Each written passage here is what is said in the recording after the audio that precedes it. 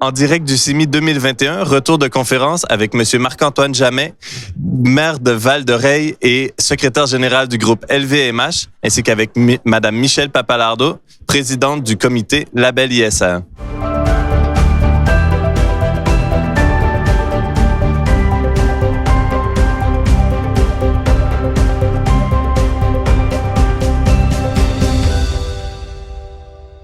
Marc-Antoine Jamet, Michèle Papalardo, bienvenue et merci de nous avoir rejoints sur le plateau de BITV. Bonjour. Vous sortez tout juste de la grande plénière du CIMI au cours de laquelle étaient présentés les premiers résultats du 6e baromètre de l'industrie de l'immobilier et de la ville réalisé par EY, la Fondation Palladio et Businessimo. Pour commencer, une première question. L'industrie de l'immobilier et de la ville aujourd'hui, est-elle prête à relever les défis qui se présentent à elle en matière de relance durable et de transition écologique? Alors le baromètre, bonjour à tous, le baromètre est intéressant effectivement parce que d'abord on voit que globalement les acteurs sont positifs et optimistes. C'est déjà une chose importante pour pouvoir faire évoluer la ville et l'immobilier d'une manière générale.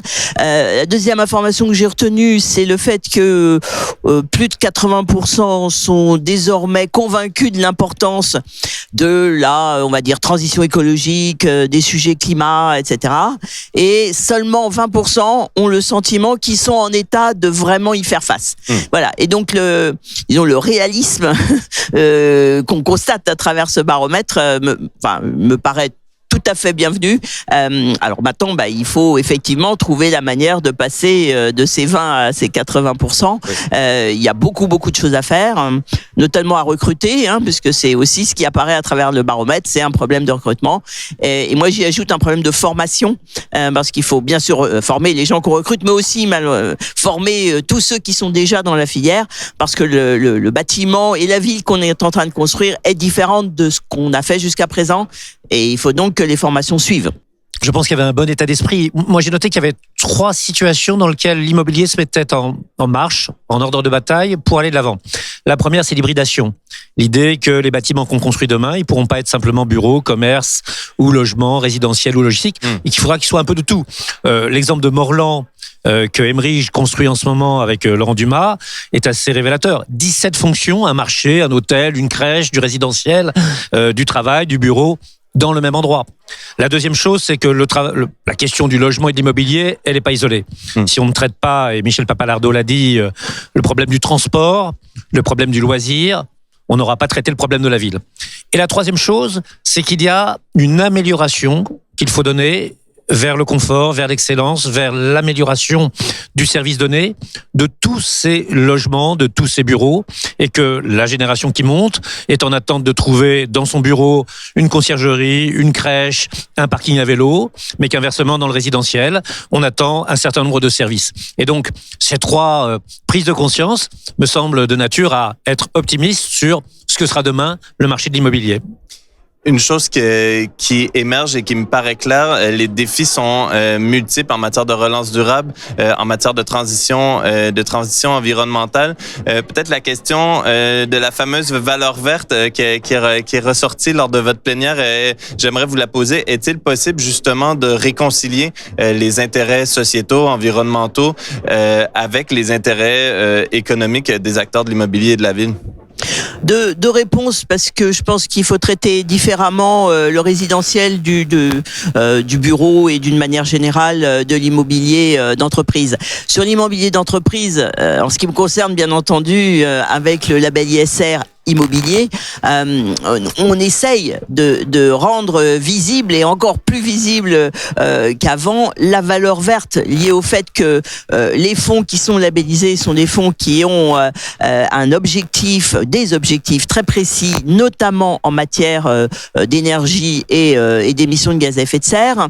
Et toute l'idée, c'est de faire en sorte que ces fonds soient de plus en plus demandés par les investisseurs, par les épargnants, par ceux qui vont vouloir acheter les produits qui sont derrière les fonds, et que donc il soit intéressant de faire ces efforts de RSE et donc de climat dans le portefeuille que l'on a, soit qu'on le fasse évoluer, soit qu'il soit neuf, en ayant comme résultat que ces fonds soient plus rentables finalement que ceux qui ne le font pas.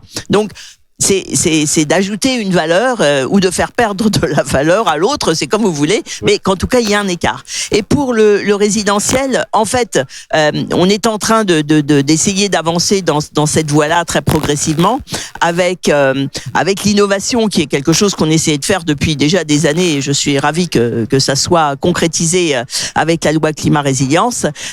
C'est de faire en sorte que les logements les moins bons pour le climat et donc les passoires thermiques soient progressivement sortis du marché par une contrainte. Alors la contrainte, il faut la mesurer, il faut faire en sorte bien entendu d'aider les propriétaires qui n'ont pas les moyens de mettre leur bâtiment, leur logement à niveau, mais le fait de sortir du marché de la location les logements qui vont être en G, en F, en E, progressivement dans le temps, ça, non seulement, bien entendu, ça fait que les propriétaires de ces logements bougent, mais les autres aussi. C'est vraiment l'indication qu'il faut mettre ces bâtiments dans un niveau de consommation et d'émissions adapté à nos objectifs climat, si on veut pouvoir continuer à être des investisseurs dans ce domaine,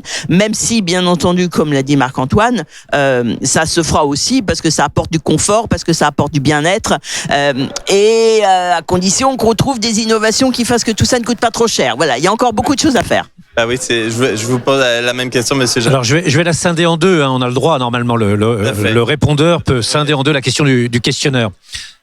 La relation entre l'économie et l'écologique. Je suis certain qu'il y aura demain une plus-value écologique et environnementale à tous nos produits. C'est quoi le fabriquer en France? C'est aujourd'hui l'authenticité des ingrédients, la sécurité du consommateur, la performance technologique et la garantie qu'on protège la planète. Si on ne produit pas dans des bâtiments, usines, ateliers qui sont, eux, une preuve de cette garantie, si les sièges, les bureaux, les offices ne sont pas dans des bâtiments qui prouvent des boutiques également, on n'y arrivera pas. Je crois que demain, on vendra non seulement la plus-value culturelle et intellectuelle de la France, Victor Hugo, Marcel Proust, le Château de Versailles, Château de la Loire, qu'on vend très loin, mais on vendra aussi une performance écologique, une performance environnementale. Et cette plus-value écologique et environnementale, elle sera évidemment un instrument de rentabilité. Ça, c'est pour l'immobilier d'entreprise, et il y a le résidentiel. Et là, je crois que les objectifs sociétaux des Français et les objectifs écologiques de notre pays sont pas toujours conformes, ou en tout cas mériteraient plus de pédagogie. Le goût du français pour une résidence individuelle, il existe toujours. On a avec 3 millions de piscines, paraît-il, le deuxième parc après les États-Unis de piscines en dur, y compris au nord de la Loire. On voit tous les trampolines dans les jardins qui sont achetés dans un certain nombre de magasins de grande distribution. Je les vois quand je fais mes courses et qui sont en vente et en promo. C'est normal, ils sont demandés. C'est donc que cela, c'est un peu de mitage foncier, c'est un peu d'extension. C'est pas la ville qui se construit sur la ville, c'est la ville qui s'agrandit. Donc il faudra en matière de services écologiques, de capacité à faire comprendre que plus d'habitats groupés, c'est moins de voitures, c'est de la proximité dans les commerces, c'est de la proximité dans la culture et dans le sport. Il y a un énorme travail à faire. Et puis du côté du travail, je m'inquiète un tout petit peu parce que on dit flex office, on dit moins de monde, mais très franchement, je crois qu'on vit sur un référentiel qui est celui de l'avant mars 2020, quand on a travaillé tous ensemble avec les équipes. Les équipes changent, les objectifs changent, les méthodes changent. Est-ce que ce référentiel continuera de fonctionner pour du travail à distance? Je ne suis pas certain. Moi, je suis plutôt partisan de dire que le bureau, peut-être pas tous les jours, restera un endroit. Donc, est-ce qu'il y aura moins de bureaux parce que plus de gens chez eux? Je ne crois pas obligatoirement. Est-ce que demain, les Français seront tous adeptes d'un certain nombre de normes écologiques? Certainement, mais ils ne les expérimenteront pas eux-mêmes s'il n'y a pas un gros travail de conviction et de pédagogie. D'accord. Et donc, justement, vous remarquerez que jusqu'à présent, on parle majoritairement au futur. Et Madame Papalardo le disait, le travail reste majoritairement devant nous dans ce mouvement. Et donc, peut-être la question qui me reste pour vous, c'est quelles sont justement les clés que peuvent saisir les acteurs de l'immobilier et de la ville pour mettre en œuvre ce changement de paradigme? Il y a beaucoup de choses à faire. Moi, mon conseil, c'est surtout ne pas simplifier dans ce domaine, parce que c'est un ensemble, c'est une chaîne, et si tout le monde ne s'y met pas, ou si tous les éléments sont pas mis en œuvre, on n'y arrivera pas. Je le disais tout à l'heure, déjà, il faut recruter, il faut qu'il y ait des gens pour faire le travail, et deuxièmement, il faut former. Ça, pour moi, c'est un incontournable. Il faut que la pression se fasse par la base, on va dire, par ceux qui achètent et par ceux qui habitent. Donc, il faut effectivement que la population, que ce soit les entreprises ou le grand public, soit motivé. Ça, je pense qu'on a beaucoup progressé dans ce cadre-là. Et puis derrière, il faut que le financement participe, et c'est bien l'ensemble de ces acteurs qui doivent travailler ensemble, que le financement participe à choisir des projets, les bâtiments, les patrimoines qui sont les plus adaptés au changement climatique. Et tout ça, c'est un ensemble. S'il y en a un seul qui fonctionne pas, on n'y arrivera pas.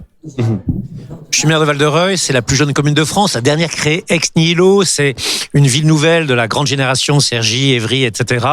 Et d'une certaine façon, je suis un peu un baby Borloo.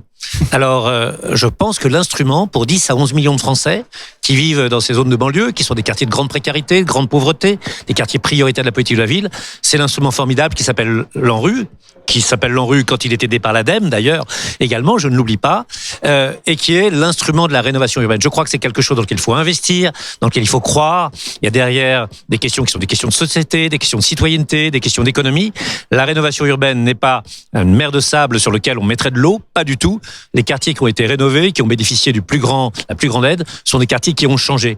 Le confort changeant, la vie des gens changeant, leur pouvoir d'achat augmentant, on a une France qui vit mieux, une France qui vit bien. Rénovation urbaine et transition écologique, pour une amélioration de la vie de chacun, je crois que c'est la bonne équation. Merci. La table est mise. Merci beaucoup, Monsieur Jamet. Merci à vous. Madame Merci Tabararo. beaucoup. Et merci à tous et toutes d'avoir été avec nous. À bientôt au Simi Live by BITV.